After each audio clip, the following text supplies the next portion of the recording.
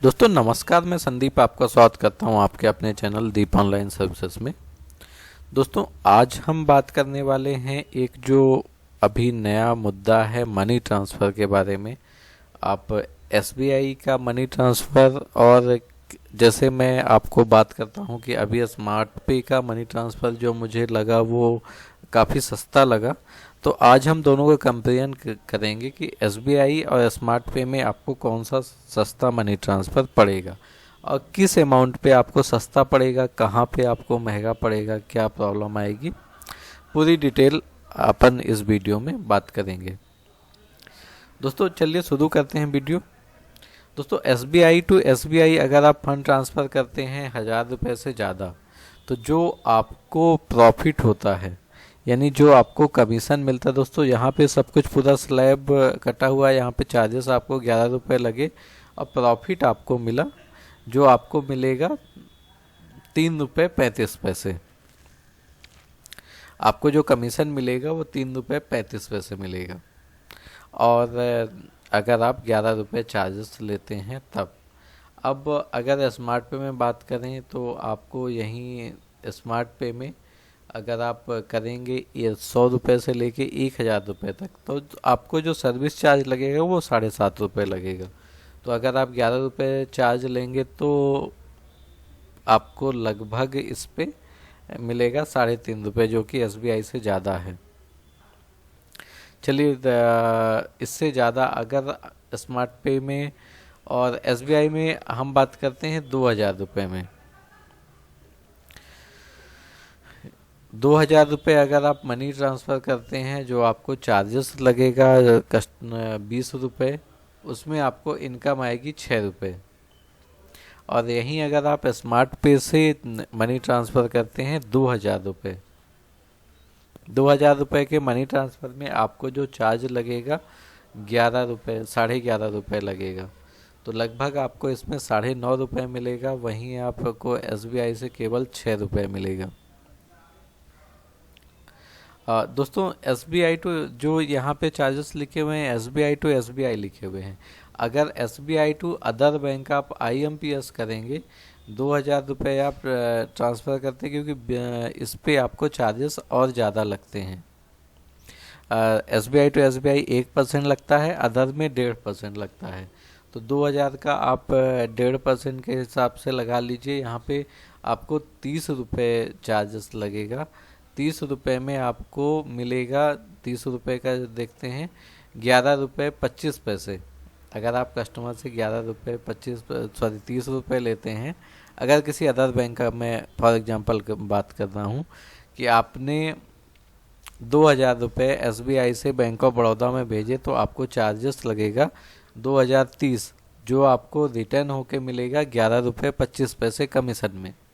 और यहीं अगर आप 2000 रुपये स्मार्ट पे से ट्रांसफ़र करते हो तो 2000 में आपको चार्जेस लगेगा 11 रुपये। अगर आप कस्टमर से 30 रुपये लेते हो तो सीधे आपको 19.5 रुपये का फ़ायदा होता है।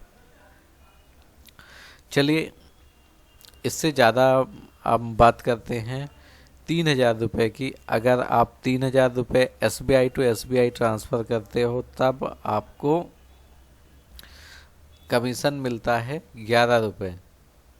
और अगर आप इस स्मार्ट पे से ट्रांसफ़र करोगे 3000 रुपये, तो आपको चार्ज 3000 से 4000 के बीच में आपको चार्जेस लगेगा 18 रुपये।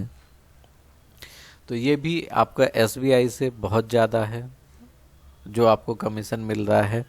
और इसी तरह आप अगर 4000 का ट्रांसफ़र करते हैं, 4000 का ट्रांसफ़र करने में लगभग आपको जो कमीशन मिलेगा वो मिलेगा,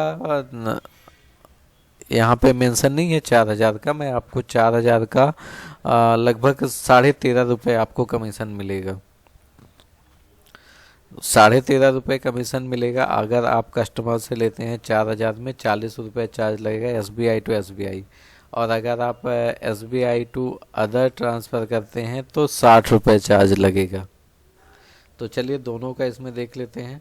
अगर आप एसबीआई टू एसबीआई ट्रांसफ़र करते हैं 4000 रुपये, स्मार्ट पे से अगर आप ट्रांसफ़र करते हैं 4000 रुपये, तो आपको चार्जेस लगेगा 18 रुपये। अगर आप कस्टमर से 40 रुपये लेते हैं तो आपको प्रॉफिट होगा 22 रुपये।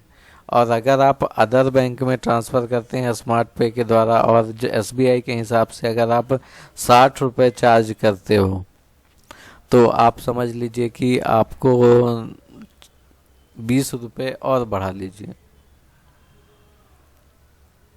मतलब आपको सीधे सीधे फायदा होगा 42 रुपये का एक ट्रांजैक्शन पे।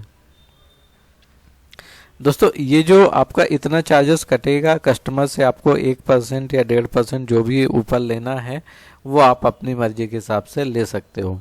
5,000 रुपये में देखिए, अगर आप कस्टमर से 50 रुपये चार्ज, सर्विस चार्ज लिखा आता है उसमें, और आपको कमीशन मिलता है 18 रुपये।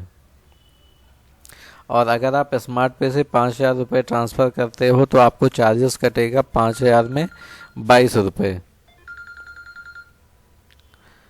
और तो इसमें टोटल इनकम आपकी जो होती है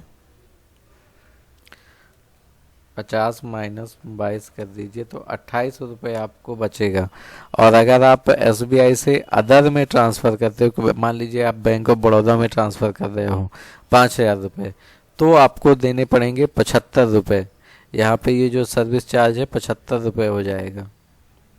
75 रुपये के केस में आपको मिलेगा लगभग 28 रुपये SBI के कमीशन के हिसाब से।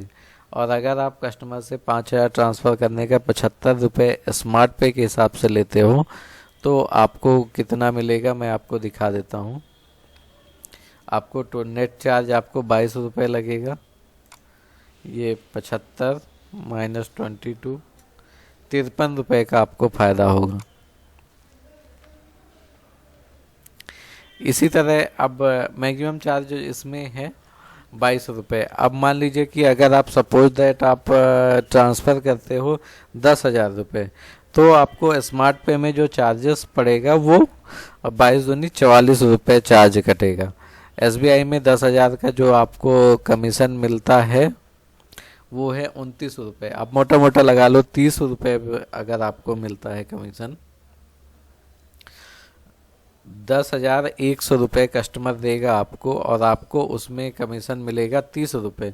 लेकिन अगर आप यही ट्रांजैक्शन स्मार्ट पे से करते हैं तो आपको 44 रुपये चार्ज मिलेगा, 44 रुपये चार्ज लगेगा, और जो आपको कमीशन मिलेगा 66 रुपये मिलेगा। यानी SBI से जस्ट डबल से भी ज़्यादा मिलेगा। तो उम्मीद करता हूँ दोस्तों मेरा जो दोनों को कंपैरिजन करने का मोटिव था वो आपको समझ में आया होगा कि SBI ने एक्चुअल में चार्जेस जो मनी ट्रांसफ़र में थे अचानक से बढ़ा दिए हैं, और थोड़े बहुत नहीं बहुत ज़्यादा बढ़ा दिए हैं, जिससे सभी लोगों को प्रॉब्लम हो रही है। तो कोई ना कोई अल्टरनेटिव देख रहे हैं जिसमें आप कुछ मनी ट्रांसफ़र में चार्जेस बचा पाएँ। तो उसके लिए एक अच्छा सलूशन है स्मार्ट पे, जिसके द्वारा आप हमसे आईडी ले सकते हैं। स्मार्ट पे आईडी लेने के लिए आपको डिस्क्रिप्शन में नंबर दिया गया है। आप फ़ोन दोस्तों 12 बजे के बाद ही लगाएं, दोपहर में 12 से शाम को 7 बजे तक कभी भी कॉलिंग कर सकते हैं। आप इसके लिए रिटेलर आईडी और डिस्ट्रीब्यूटर आईडी दोनों ले सकते हैं हमसे। रिटेलर आईडी का कॉस्ट 500 रुपये होता है, डिस्ट्रीब्यूटर आईडी का कॉस्ट 1500 रुपये है। अब स्मार्ट पे में आपको AEPS मनी ट्रांसफ़र दोनों सर्विस मिल जाती हैं। रिचार्ज वगैरह है जो कि आपके लिए हो सकता है कुछ रिटेलर यूज करते हो रिचार्ज की सर्विस। अब बाकी आप मनी ट्रांसफ़र और AEPS आप दोनों अच्छे तरीके से चला सकते हैं। डॉक्यूमेंट आपको, अगर आप स्मार्ट पे की आईडी लेना चाहते हैं तो डॉक्यूमेंट आपको क्या क्या लगेगा। डॉक्यूमेंट के लिए आपको आपका पैन कार्ड ओरिजिनल की एक फ़ोटो भेजनी पड़ेगी, आपका आधार कार्ड, एक photo, bank account number, shop name, email ID और मोबाइल नंबर, ये चीज़ें चाहिए पड़ेगी। यही डॉक्यूमेंट आपको डिस्ट्रीब्यूटर आईडी के लिए भी चाहिए पड़ेगा। आप रिटेलर और डिस्ट्रीब्यूटर आईडी दोनों ले सकते हैं। रिटेलर आईडी का कॉस्ट आपको 500 रुपये आएगा और डिस्ट्रीब्यूटर आईडी का कॉस्ट आपको 1500 रुपये आएगा। दोस्तों ये वीडियो मेरा कुछ ऐसा नहीं था कि आपको SBI के साथ कोई जाति दुश्मनी है, लेकिन जो SBI अगर आप, क्योंकि मैं बात करता हूँ, अगर आप ब्रांच जाते हो एक NEFT करवाते हो तो 2 रुपये 3 रुपये में आपका मनी ट्रांसफ़र का चार्जेस हो जाता है। और या अगर आप मनी ट्रांसफ़र SBI पोर्टल से करते हो तो ये इतना ज़्यादा चार्ज क्यों लेते हैं, ये नहीं समझ में आता। तो इससे अच्छा कि आप किसी अदर मनी ट्रांसफ़र ID से काम करो, जिससे आप एक अच्छी इनकम कर पाओगे। स्मार्ट पे में AEPS का कमीशन भी आपको काफ़ी अच्छा मिलता है, जो कि लगभग 7 रुपये मिलता है। तो उसके लिए मैं एक अलग से वीडियो बना हुआ है, आप मेरे पिछले वीडियो में चेक कर लीजिए। उम्मीद करता हूं दोस्तों वीडियो आपको पसंद आया होगा। आप चैनल को सब्सक्राइब कर लीजिए, जिसमें हम आपके लिए ऐसे ही वीडियो लेके आते रहते हैं। धन्यवाद दोस्तों।